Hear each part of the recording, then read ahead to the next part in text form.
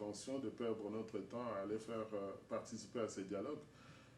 Ce dialogue est totalement inutile à nos yeux. Pourquoi? Parce que on est sorti il n'y a pas longtemps de concertation nationale qui répondait déjà au cahier des charges d'Addis Abeba, aux recommandations d'Addis Abeba. Donc, pour ceux qui n'ont pas participé à ces dialogues, je dirais que ceux qui y ont pris part, ça a pris 13 mois avant de voir naître ne fût-ce que le gouvernement, soi-disant de cohésion nationale. Et derrière, près de 700 recommandations, je ne sais pas combien aujourd'hui, au bout d'une année passée, combien de ces recommandations ont été mises en place ou mises en application. Donc, avoir une idée d'aller tenir le dialogue avec un gouvernement qui est en train de tomber et dont on connaît les méfaits avec la découverte d'un charnier de 425 personnes à Maluku sans établir les responsabilités, on veut entrer au dialogue pour gagner du temps, pour faciliter et puis amener au glissement. C'est totalement aberrant puisque le calendrier électoral avait commencé. Pourquoi partir au dialogue alors que les gens doivent être concentrés à aller vers la population, à aller dans la recherche des financements de ces campagnes, de ces élections. Donc les dialogues actuellement ne servent qu'à une chose, soit accéder à la mangeoire pour toutes les parties prenantes. On veut accéder à des responsabilités pour pouvoir se servir de la caisse de l'État pour ensuite entrer en force dans la campagne électorale. Dans tout ça, les dindons de la farce, c'est la population. Et j'attire l'attention des gens pour dire simplement que la population ne va pas se laisser faire indéfiniment.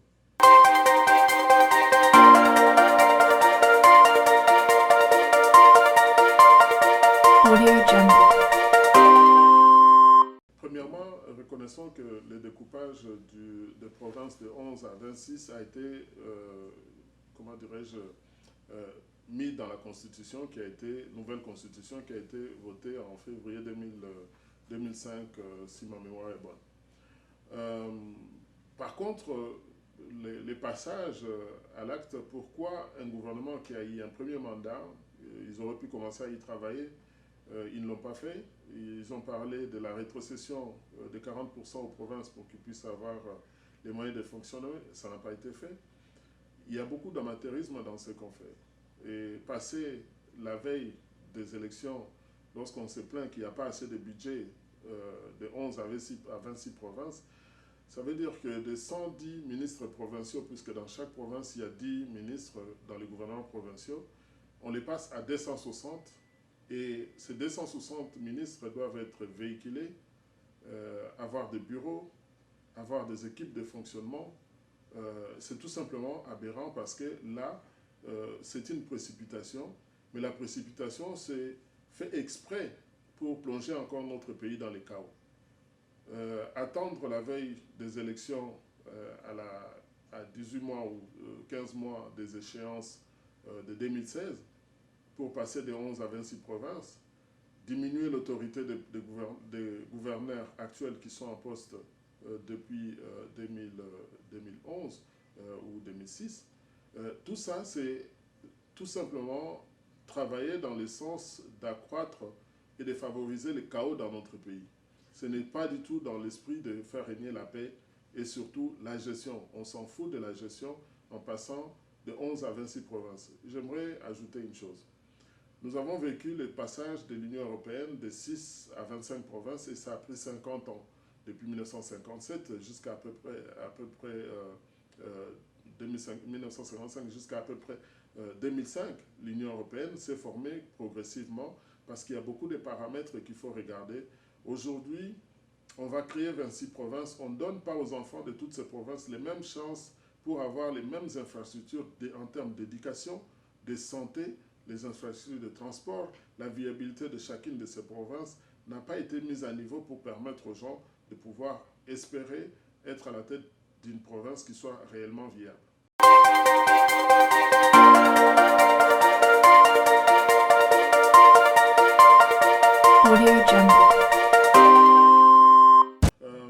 Vous savez dans quelles conditions conditions les textes sont votés ou dans quelles conditions les référendums ou les élections se passent chez nous.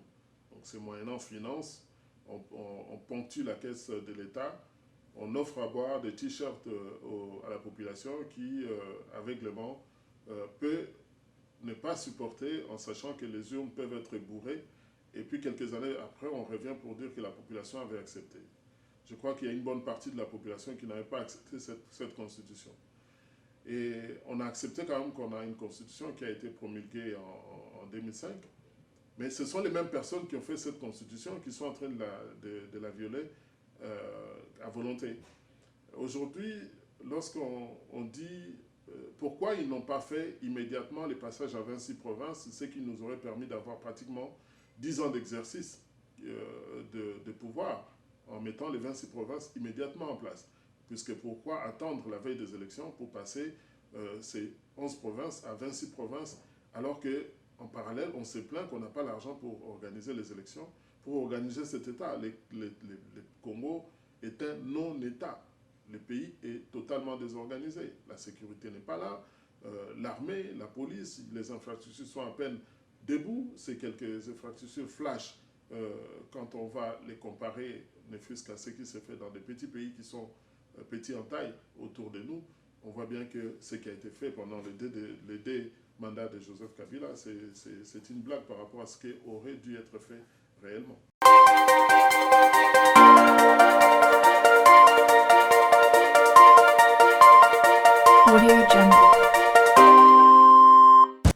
L'organisation et la place même de la CENI est, comment dirais-je, mise à volonté dans le désordre, puisque l'autorité qui est censée diriger les élections met en place un calendrier très peu réaliste et qui ne permet pas aux élections de pouvoir se passer dans les meilleures des conditions.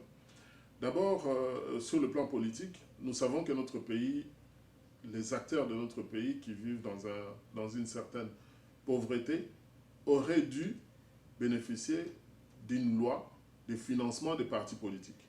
C'est-à-dire, dans beaucoup de démocraties, les activités politiques des partis politiques sont financées par l'État, puisque c'est un travail qui va être fait au service de l'État. Et la mise en place de la CENI, qui aurait dû être une commission électorale nationale indépendante, elle ne l'est pas, puisque la structure qui a été retenue sur place fait jouer comment dirais-je, les partisanship de toutes les parties en présence. Aujourd'hui, le calendrier qui a été mis en place, on a vu comment les partis politiques ont eu du mal à pouvoir payer les frais d'inscription dans les listes électorales. Et au lieu de penser que les choses peuvent se passer pour les camps de la majorité présidentielle, il n'y a pas de problème puisqu'ils ont la caisse de l'État à leur disposition. Mais l'opposition doit se chercher pour trouver les moyens et les sources de financement pour pouvoir aller à ces élections.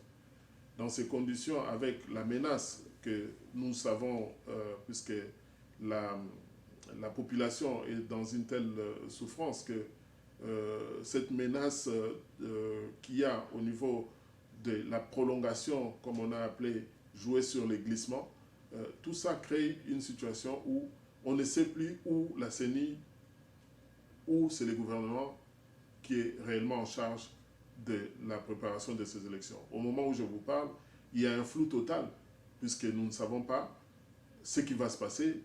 On parle de ces dialogues, alors que les élections, les premières élections sont prévues au mois d'octobre prochain.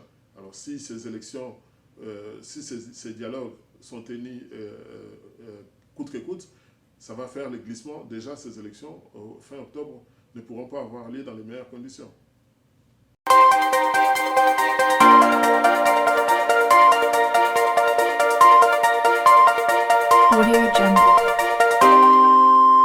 Je commencerai par dire la UNIC n'a jamais eu, depuis sa création, la prétention de pouvoir régner tout seul, ni attaquer l'expansion des UNIC sur le terrain tout seul.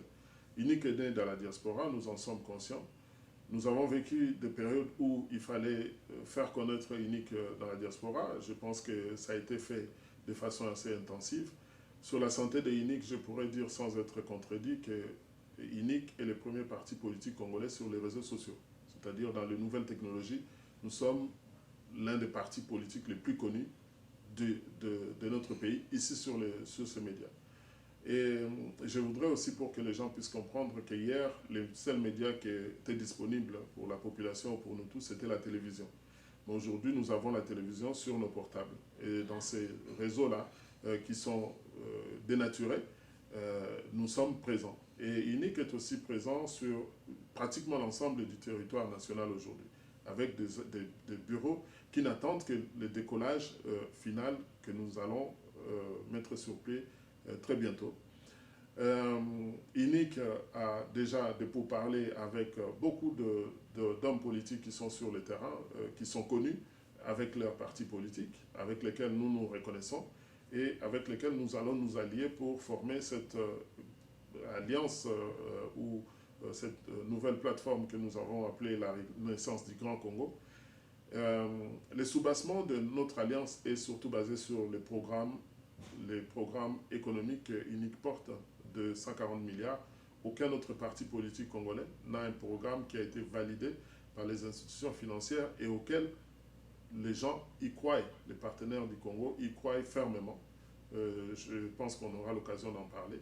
Je peux vous dire que la santé d'INIC est dans une situation où il y a beaucoup de petites choses qui demandent à être réglées avant le lancement ferme et définitif de nos activités sur le terrain, parce que nous n'allons pas rester indéfiniment sur les réseaux sociaux. Notre présence sur le terrain et surtout ma présence sur le terrain est très vivement souhaitée. Et je crois que nous sommes dans une phase de préparation du décollage définitif de INIC sur le terrain, sur l'ensemble du territoire.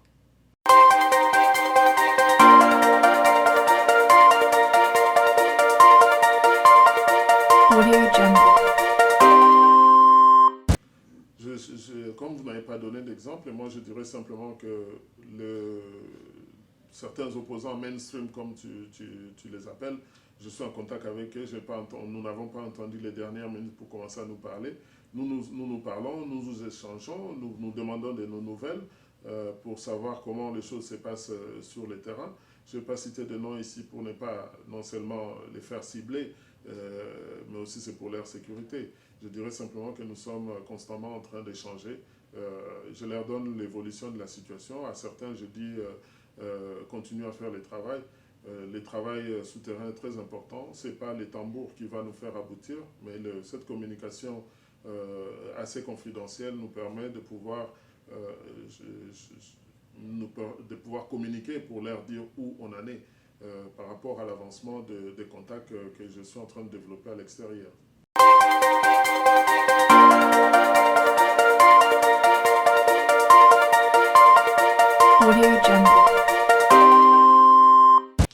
En tout cas, les relations sont très bonnes parce que le point le plus important dans toute relation, surtout étatique, ce sont les intérêts.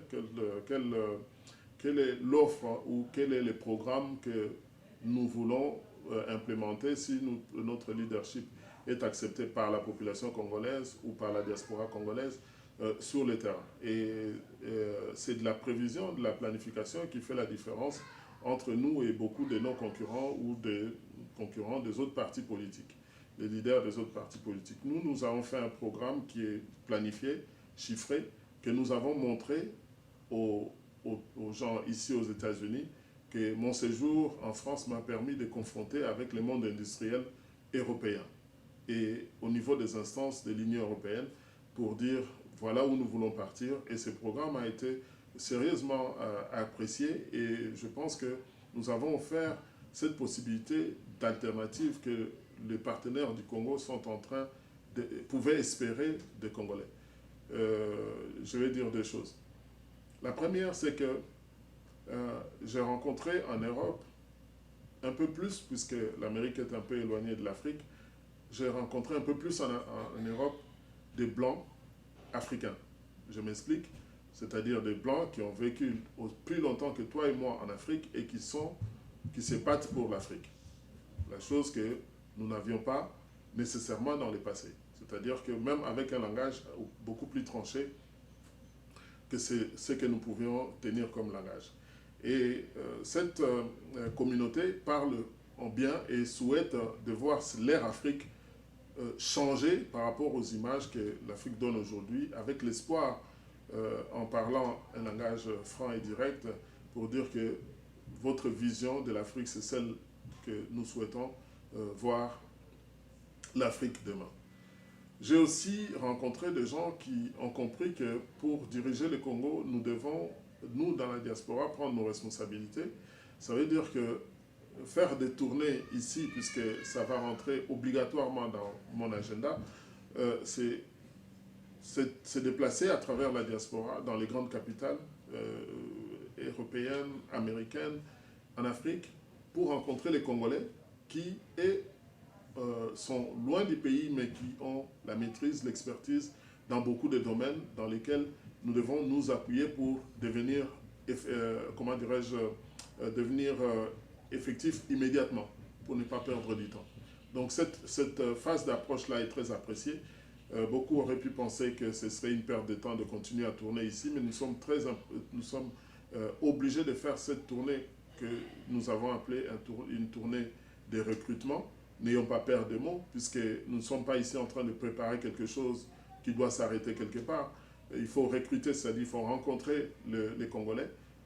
Sachez que lorsque vous arrivez dans une ville, dans un pays, vous allez découvrir, j'ai découvert à Paris un compatriote responsable de développement stratégique d'un avionnaire qui est Bombardier, qui vit au Canada. Donc, sans ces déplacements, je n'aurais pas eu l'occasion de savoir qu'il y a un Congolais qui est dans le développement de l'avion Bombardier au Canada. Donc, c'est ça qui est notre approche, et cette approche-là nous semble la bonne, et nous sommes sur le point de pouvoir continuer à faire ces rencontres pour que nous puissions former notre équipe qui puisse réellement prendre les relais, et assurer l'alternative et amener le Congo dans une nouvelle direction de son développement.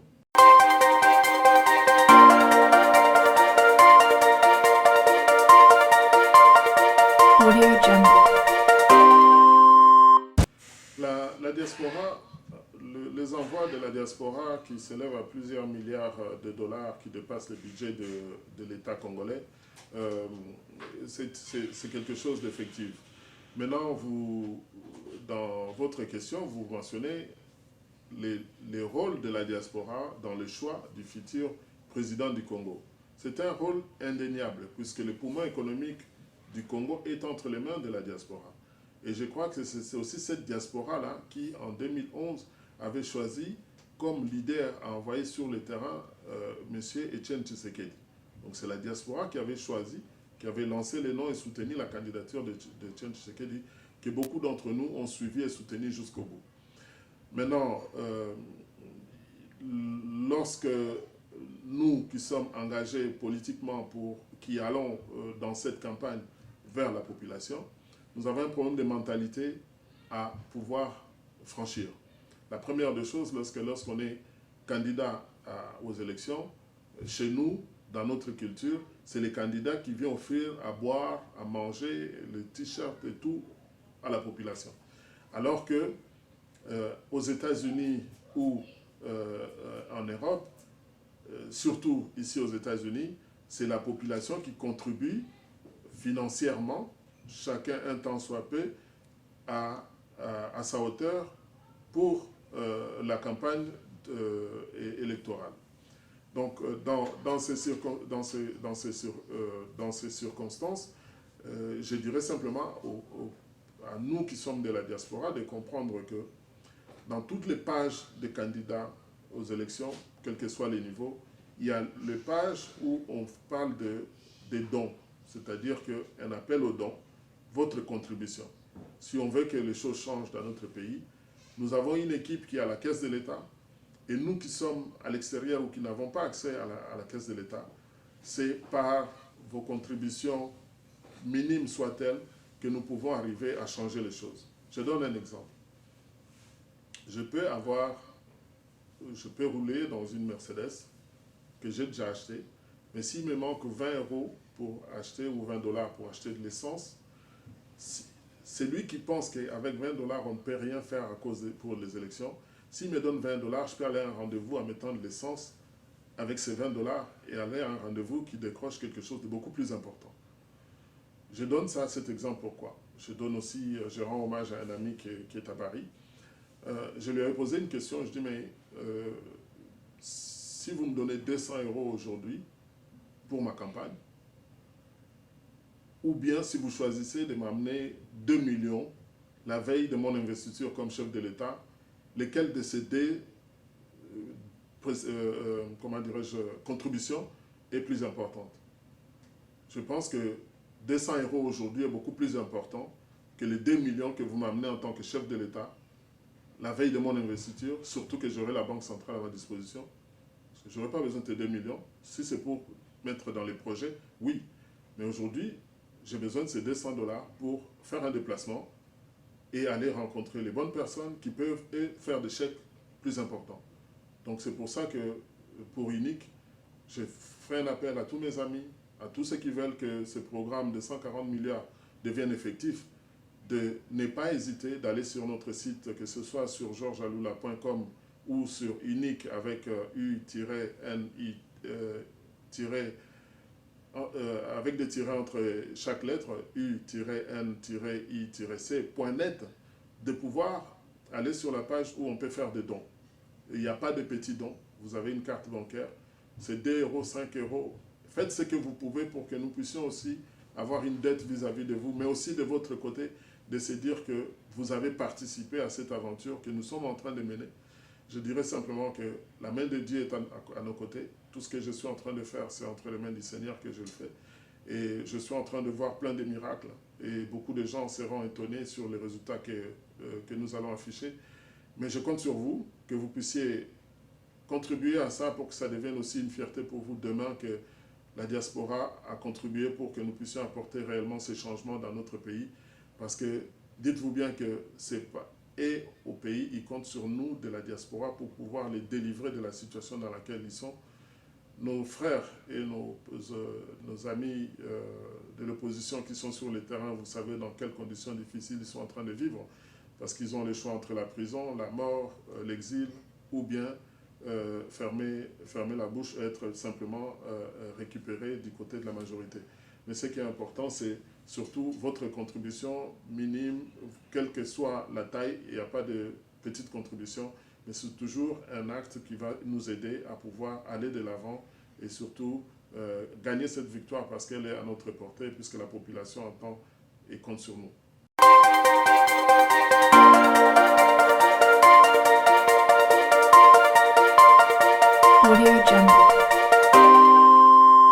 Moi, je dirais que c'est plutôt légitime. Pourquoi c'est plutôt légitime? Moi, je dis ça pourquoi? Parce que en étant candidat à la présidence, il faut quand même qu'on ait du monde au niveau des parlements. On a un problème de mentalité que les gens qui ont vécu dans la diaspora pourraient résoudre les problèmes d'éthique que nous avons au niveau du Parlement. Si moi j'ai l'ambition d'être président, il est tout à fait légitime que ceux qui ont l'ambition de devenir maire, plutôt bourgmestre dans les communes ou gouverneur, etc., puissent se lancer dans les combats. Mais je pourrais aussi dire que je comprends que l'ambiance dans laquelle nous vivons rend suspicieuse toute personne qui peut aller prendre des risques de se présenter dans les élections sur place au pays. Et je crois que quelque part, les gens doivent comprendre que si nous faisons la politique de la chaise vide, c'est-à-dire qu'on laisse seulement ceux qui sont là-bas dans les mauvaises conditions dans lesquelles ils sont, de continuer à se débrouiller tout seuls, nous ferons fausse piste. Aujourd'hui, nous devons nous mettre ensemble pour que nous puissions pas non plus aller en ordre dispersé, mais en étant sur une même plateforme qui puisse recevoir les soutiens financiers, matériels et logistiques adéquats qui puissent nous permettre de réellement gagner cette victoire. Et nous sommes capables de pouvoir le faire. Nous sommes capables de pouvoir le faire.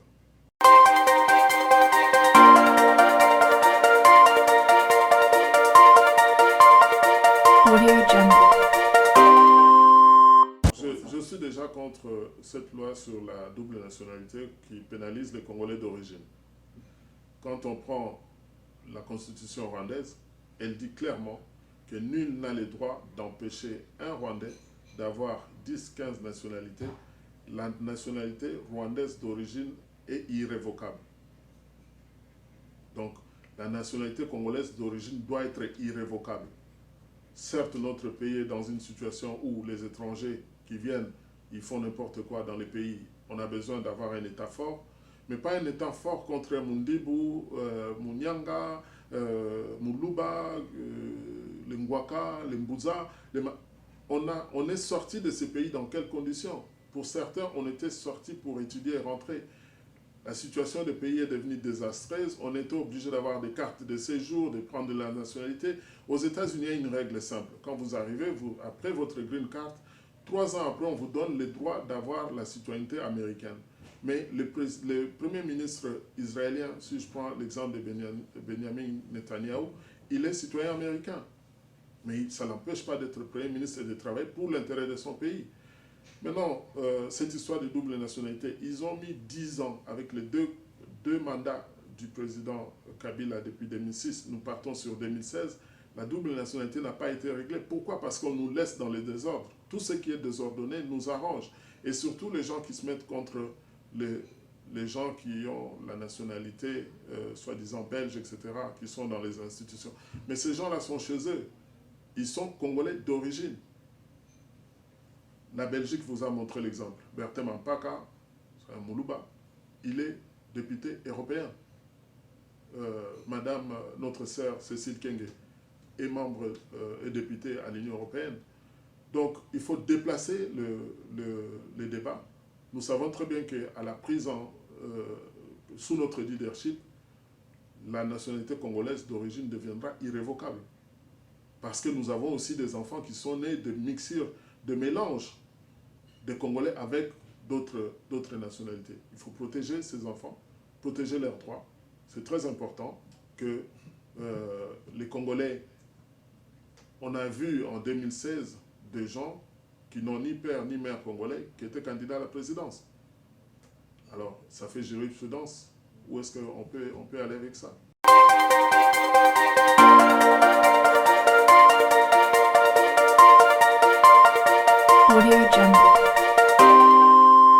Ce que j'ai retenu, on a surtout parlé du coût de cet aérogare qu'on a fait par rapport à l'argent qui a été... si on compare les œuvres qui ont été faites avec des budgets, peut-être la moitié ou les tiers de ce qu'on a dépensé pour faire cet aérogare en Djili, c'est ridicule. Et à la limite, la beauté architecturale de cet aérogare, je ne l'ai pas ressentie. L'aérogare de Ndjili, puisque à Brazzaville à côté, l'aéroport qui a été fait, quand on voit les images, la comparaison tient à peine par rapport à ce qui s'est fait à Kinshasa. Allons plus loin. Au Sénégal, les nouveaux aéroports ont été construits avec les taxes des voyageurs qu'ils collectaient, qu'ils ont arrêté de collecter après avoir fait l'aéroport. Au Congo, chez nous, 50 $ par voyageur, et puis on est passé à 60. Cet argent disparaît et on va nous construire un aérogare avec un prêt à la BAD qu'il faudra encore que les contribuables puissent payer. Donc, du désordre en désordre, la RDC a du mal à s'en sortir dans les conditions actuelles. Donc, les œuvres qui auraient pu avoir un impact sur la vie, le quotidien du peuple congolais, cet aérogare, comparons les coûts d'une station d'épuration d'eau potable pour qu'on puisse faire un petit peu de comparaison. Les gens, jusqu'à aujourd'hui, n'ont pas l'eau courante dans les pompes sur l'ensemble de la ville de Kinshasa. Une bonne partie n'a pas d'eau. Les systèmes d'électricité, il y a toujours des délestages. Donc, qu'est-ce qui manque pour qu'on puisse avoir des unités de production de tous ces composants qui rentrent dans la distribution de l'électricité, la distribution et les transports d'électricité? Les Congolais sont capables de pouvoir changer cette situation. Nous sommes prêts à pouvoir le faire.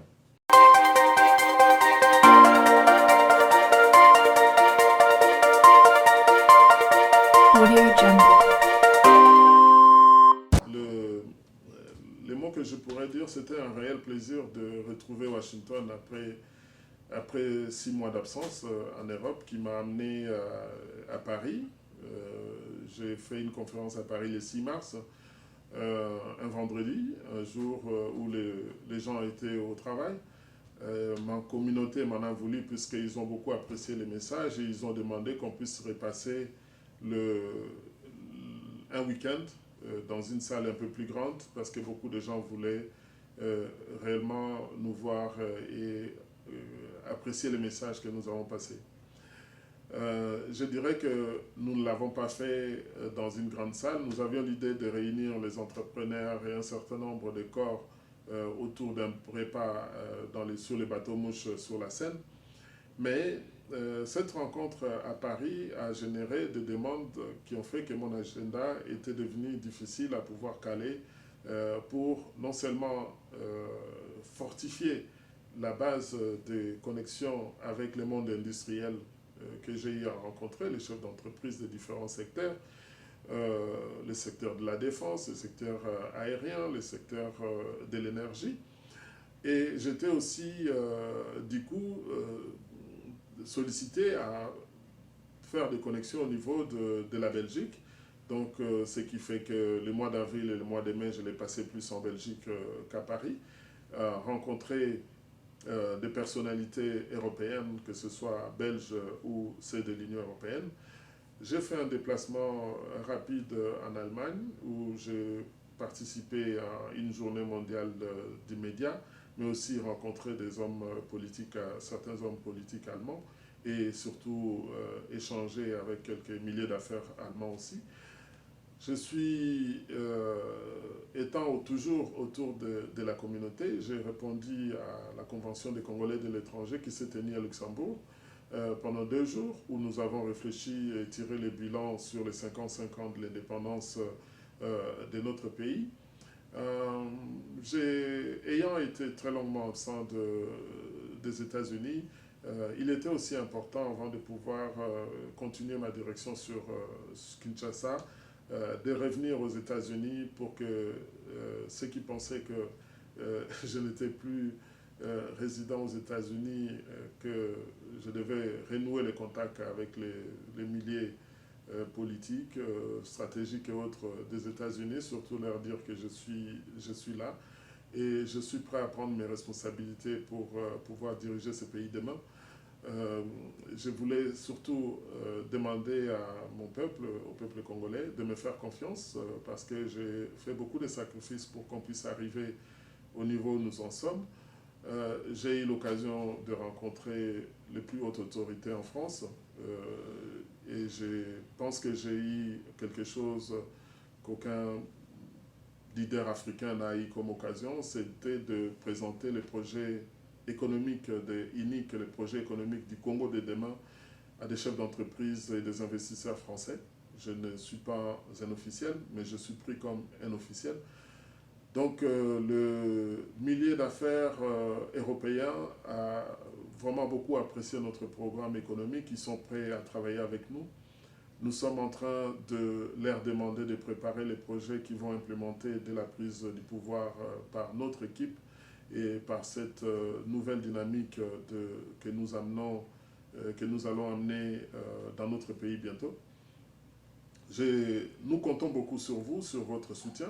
Nous comptons sur la diaspora de prendre ses responsabilités parce que c'est nous et pas d'autres personnes sur qui notre peuple compte.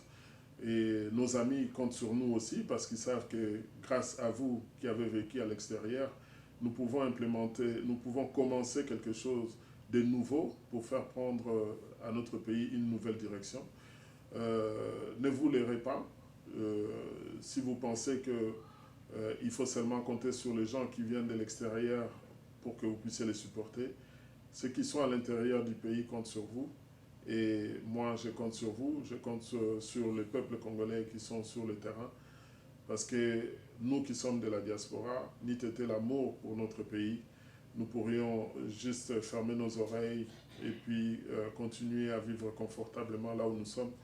mais l'amour de notre pays nous oblige à nous rassembler et surtout à rassembler nos efforts pour que nous puissions aller répondre à leurs appels et ensemble construire un pays plus beau qu'avant, parce que nous en avons non seulement les moyens, la capacité, l'intelligence, les ressources et tout ce qu'il faut pour les faire, mais le monde maintenant croit à nous et nous pensons que nous comptons sur vous et nous comptons aussi sur les amis du Congo pour y arriver.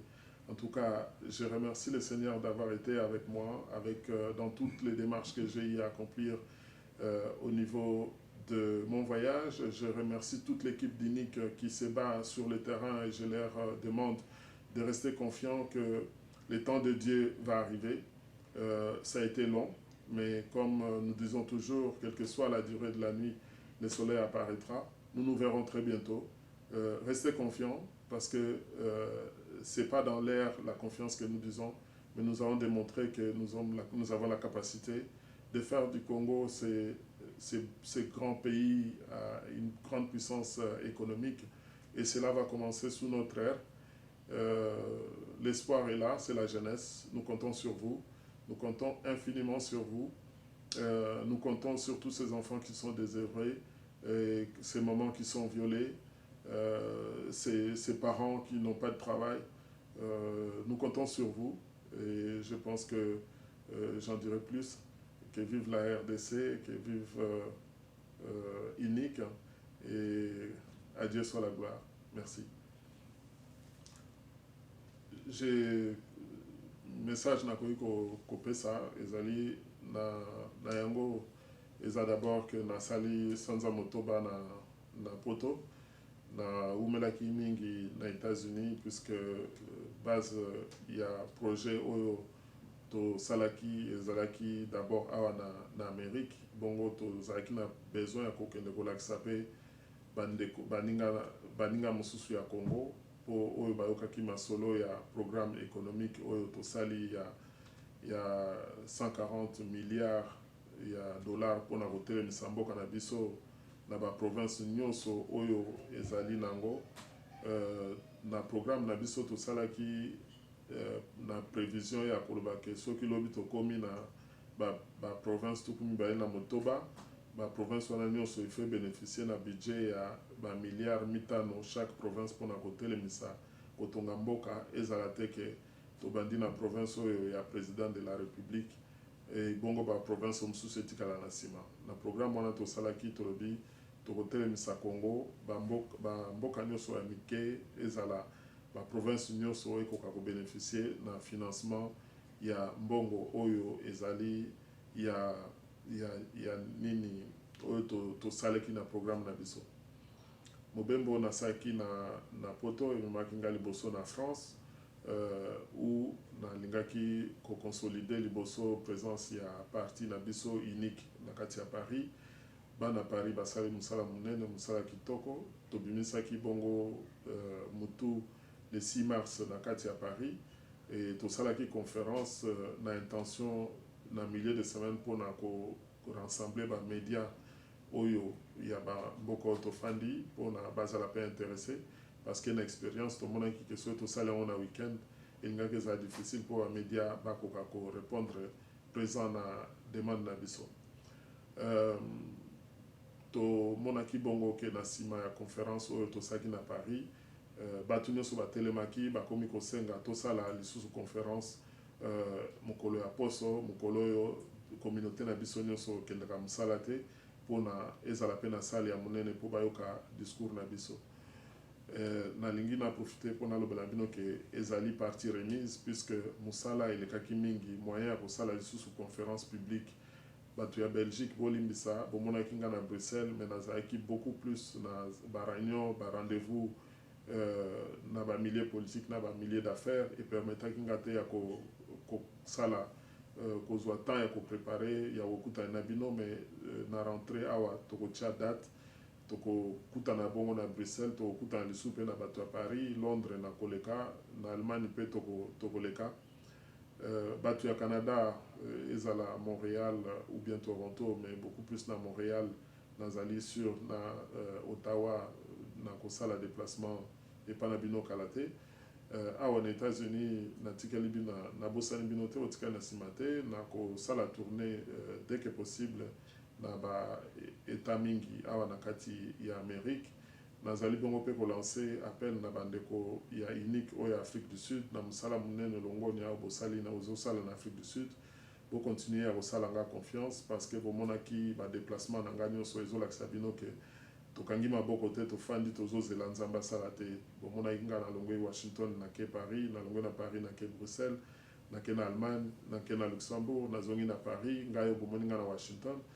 Sanza moto beza mingi nazalaki na besoin ya kozonga korécupérer mwa moke koremettre mpe bacontact awa na Amérique un jour pour na bayeba ke place nini nayali même soki nazalaki suivi na place oyo nazalaki kokende.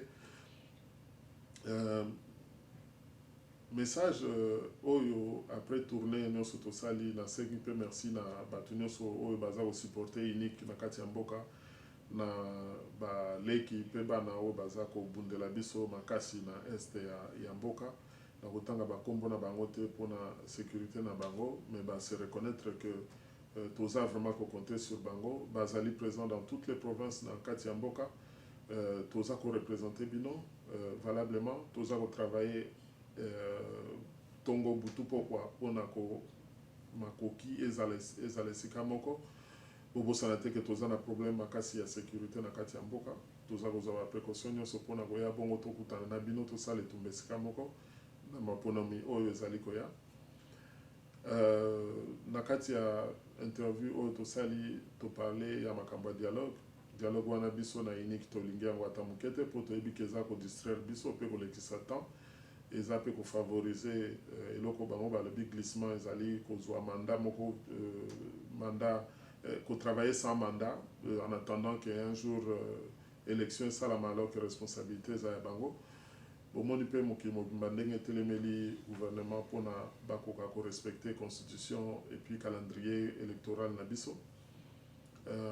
Na unique souci na biso ezali souci ya peuple, souci makasi toza nango mpo quotidien ya peuple ngonga mokolo na mokolo ya peuple congolais échanger mpo mboka na biso toza na capacité ya koproduire mpe kolesa bana mboka na biso nyonso po richesse wana eyali. Toza bongo mingi tobimaki libanda babengi biso diaspora bato ya diaspora na balobaka bango ke peuple na biso na kati ya mboka ati motema na biso ndenge atiaki motema na biso mpona kokunda bango makambo nyonso to esalamaka na kati ya mboka na oyo biso tomemelaka bango. Awa mpe na politique toza na besoin tosangana to mpona moko na biso akoka kotelemela baélection oyo ekoya. Nazosenga na bandeko na nga bacombattant nyonso baéliminer distraction parce que mayele oyo bamisusu baza nango ezali na intérêt ya biso nyonso po botalela biso na mosala tosala botika badispute kofingana entre bino ezali distraction mabe po eza koempêche biso tozwa bainitiative oyo ezali ezosenga bino mpe bocontribue parce que tokomi kotala soki tobengi oyo kolabo tobengi oyo bo tobengi oyo bo c'est vrai na kati na biso bato mosusu mpe bazali clair te mais tozali obligé ya koaffiche nini badispute na biso publiquement te po toza na besoin ya kolakisa mwa ndambo ya cohérence et puis toza na besoin ya soutien na bino et je dis surtout soutien na bino parce que c'est ensemble na mike mike toza nango nde tokoki kokokisa mbongo ya essence ya okende kozwa badécision ya minene to nango besoin.